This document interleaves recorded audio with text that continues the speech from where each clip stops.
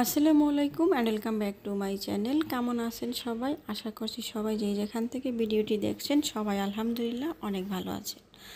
তো বাসায় যদি ছোট বাচ্চা অসুস্থ থাকে তাহলে মন মেজাজ একদমই ভালো থাকে না। আমার ছেলেটা 3-4 দিন থেকে প্রচণ্ড পরিমাণ জ্বর, ঠান্ডা, কাশি। এই জ্বরটা হয়তো অনেকের ঘরে ঘরেই এখন হচ্ছে। কয়েকদিন আগে সালমানের বাবার প্রচণ্ড পরিমাণ জ্বর ছিল, তারপরে আমার তো জ্বর ছিলই। তো আমি তো মেয়ে মানুষ, বসে থাকি না, আর বসে থাকলেও সংসার চলবে না, কারণ প্রতিদিনের রান্না বান্না, ঘর পরিষ্কার, সাথে বাচ্চার স্কুল, পড়াশোনা সবই করতে হয়। যার কারণে আমার অসুস্থতা বোঝা যায় না, আমি কাজের উপরে থাকি। তারপরেও বেশ কয়েকদিন থেকে খাওয়া দাওয়া করতে পারতেছিলাম না, প্রচণ্ড শরীরে ব্যথা, জ্বর।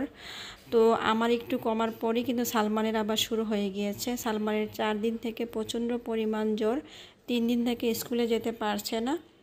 তো সকাল সকাল উঠে আমি কিছু কাজ করছি, তারপরে আর আমাদের পরিবারে আরেকটা নতুন সদস্য অ্যাড হলো, সেটা হলো বিল্লু। আমার ছেলের নাম রাখছে একটা বিড়ালের জন্য। আমার ছেলের কিন্তু অনেক দিন থেকে শখ ছিল, আর এই বিড়ালটা নিয়ে আসছে। তো আমি এই বিড়াল, কুকুর, পশু পাখি একদমই পছন্দ করি না। আগে কিন্তু আমার বাসায় কবুতর, টিয়া পাখি, তারপরে হলে যত পাখি অনেক ধরনেরই ছিল, সাথে কিন্তু কবুতর ছিল অনেকগুলা। আমি এগুলো ফ্রিতে একজনকে দিয়ে দিয়েছি যেন আমার ঘরটা ফাঁকা হয়। আর পশু পাখি থাকলে অনেকে বলে যে অসুখ বিসুখ বেশি হয়, আর আমি বেশ কিছুদিন অসুস্থ ছিলাম, যার কারণে সালমান বাবা রাগ হয়ে সবগুলো কবুতরই কিন্তু একজনকে দিয়ে দিয়েছে কোনো টাকা ছাড়াই। আর দেখতে পাচ্ছেন এখানে সকাল সকাল কথা বলতে বলতে আমার বোনে কুষ্টিয়া বেড়াতে গিয়েছিল ও শ্বশুর বাড়িতে। ওই শ্বশুর বাড়ি থেকে এতগুলা শাক, লেবু, কাঁচকলা, তারপরে পেয়ারা একদমই গাছ থেকে পেরে এগুলো নিয়ে আসছে, কারণ কুষ্টিয়ার এলাকায় কিন্তু শাক সবজিটা অনেক বেশি হয়। আর যে পুঁই শাকগুলো দেখাইছি, এখানে 4টা পুঁই শাকের ডাটা, এই 4টা পুঁই শাক আপনি 2 দিন রান্না করতে পারবেন। এত পরিমাণ মোটা, আর এত পরিমাণ মজা, আর এত পরিমাণ নরম পুঁই শাকগুলো ভিতর থেকে। এটা রান্না করলে একদমই মনে হবে যে আলু রান্না করেছেন, একদমই গলে যায়। আর এই পুঁই শাকগুলো মাছ ছাড়া রান্না করা যায় না, মাছ দিয়ে রান্না করলে সবচেয়ে বেশি মজা হয়। তো পুঁই শাকগুলো কেটে আমি মাছ দিয়ে রান্না করছি, ইলিশ মাছ দিয়ে। সাথে সালমানের জন্য রূপচাঁদা মাছ ভাজি করেছিলাম। তারপরে বিকালে সালমানের জন্য এখানে চিকেন ফ্রাই করছি। চিকেনটা আমি কিন্তু আগে থেকে ম্যারিনেট করে রেখে দেই স্কুলে টিফিনে দেওয়ার জন্য বা বিকালে নাস্তা দেওয়ার জন্য। বাচ্চাদেরকে মাঝে মাঝে অন্যরকম খাবার দিলে বাচ্চারা পছন্দ করে। আর চিকেন ফ্রাইটা কিন্তু ঘরেই সুন্দর করে করা যায়, তাতে খেতে কিন্তু অনেক বেশি ভালো লাগে। তো দেখতে পাচ্ছেন, তারপর বিকালের দিকে আমি আমার বোনের বাসায় গিয়েছিলাম একটু। আমার বাসা 5 তলায়, আর আমার বোনের বাসা তো 4 তলা, অনেকেই হয়তো বা জানেন। যারা প্রতিদিন আমার ভিডিও দেখেন বা আমার লাইভে আসেন, কথা শোনেন, তারা তো জানেন যে আমার বোনের বাসা 4 তলা। তো ওখানে আর কি একটু গিয়েছিলাম, অনেক দিন যাওয়া হয় না। 4 তলা 5 তলা হইলেও আমি অনেক দিন পর পর যদি কোনো প্রয়োজন থাকে তাহলে যাই, না হলে তেমন একটা যাওয়া হয় না। তবে সালমান প্রতিদিনই যাই। আর সাথে আমাদের বিল্লুকে নিয়ে গিয়েছিলাম। আর বিল্লু যাওয়ার পর আমার বোনের বাসায় একদম গাছ, ময়লা, যা কিছু আছে সে সব কিছু খাওয়ার চেষ্টা করতেছে। আর আমার বোনের বাসাটা দেখতে এরকম। কে পুরো বাসার ভিডিও দেখতে চান অবশ্যই কমেন্ট করে জানাবেন, আমি দেখানোর চেষ্টা করব।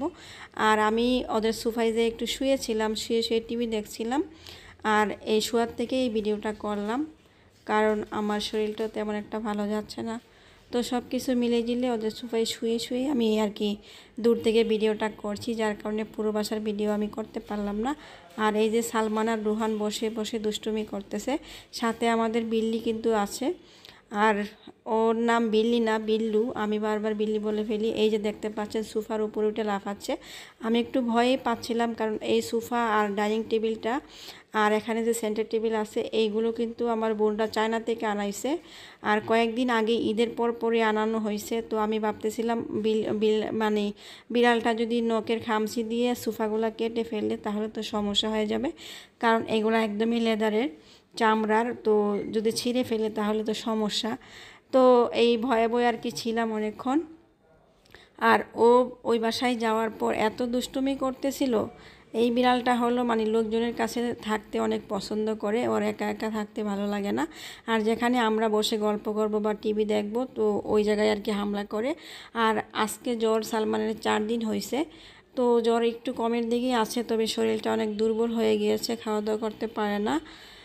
এই জন্য আর কি বোনের বাসায়। আর ওই যে ওই পাশে ছবিগুলো দেখতেছেন, ওখানে হলো সালমান আর রুহানের ছোটোবেলা আর সালমানের ছোটোবেলার ছবি ওখানে লাগানো আছে।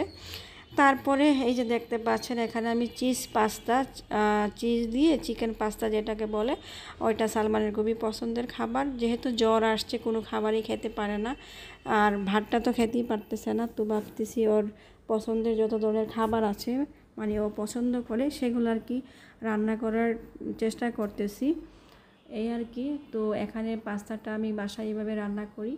আমি অনেক ধরনের খাবারই রান্না করতে পারি, তবে এখন আর রান্না করতে তেমন একটা ভালো লাগে না। তারপরেও মাঝে মাঝে যা কিছু রান্না করি সবাই কিন্তু পছন্দ করে। তো এখানে পাস্তা খাওয়ার পর পরের দিন সকালবেলা আমি আবার সালমানের জন্য এখানে দেখতে পাচ্ছেন চিকেন বল আর ডিম দিয়ে, এখানে যে চিকেন পাস্তা বলে, পাস্তা না নুডলস, এখানে যে মোটা টাইপের নুডলসটা আছে সেই নুডলসটা রান্না করেছি। দেখতেই পাচ্ছেন নুডলসের কালারটা, আর খেতে কিন্তু অসম্ভব মজা হয়েছিল। তো মাঝে মাঝে বাচ্চাদেরকে একটু অন্য ধরনের খাবার দিতে হয়। আসলে একই খাবার খেতে যেমন বড়দের ভালো লাগে না, তেমন ছোটোদেরও ভালো লাগে না। আর অসুস্থ হলে তো মুখে কোনো স্বাদই থাকে না। আর এখন যেই জ্বরটা হচ্ছে, সেই জ্বরে কিন্তু কোনো বড় মানুষ ছোট মানুষ কেউই খাবার খেতে পারতেছে না। তো সব কিছু মিলিয়ে দিলে এই কয়েকদিন থেকে মন মেজাজটা একদমই ভালো যাচ্ছে না, শরীরটাও ভালো যাচ্ছে না। আর সামনে বাচ্চার পরীক্ষা চলে আসছে, অনেক কাজ, অনেক প্যারা, সব কিছু মিলিয়ে দিলে জীবন তো এরকমই দেখতে দেখতে আর কি চলে যায়, ভালো খারাপ সব কিছুর জন্য আলহামদুলিল্লাহ। তো সবাই আমার ছেলেটার জন্য দোয়া করবেন, ভালো থাকবেন, সুস্থ থাকবেন। এই যে দেখতে পাচ্ছেন বিল্লুটা একদমই আমার বোনের ডাইনিং টেবিলের উপরে উঠে গিয়েছে। তো এভাবে ভিডিওটা শেষ করছি, সবাই দোয়া করবেন আমাদের জন্য, ভালো থাকবেন, আল্লাহ হাফেজ।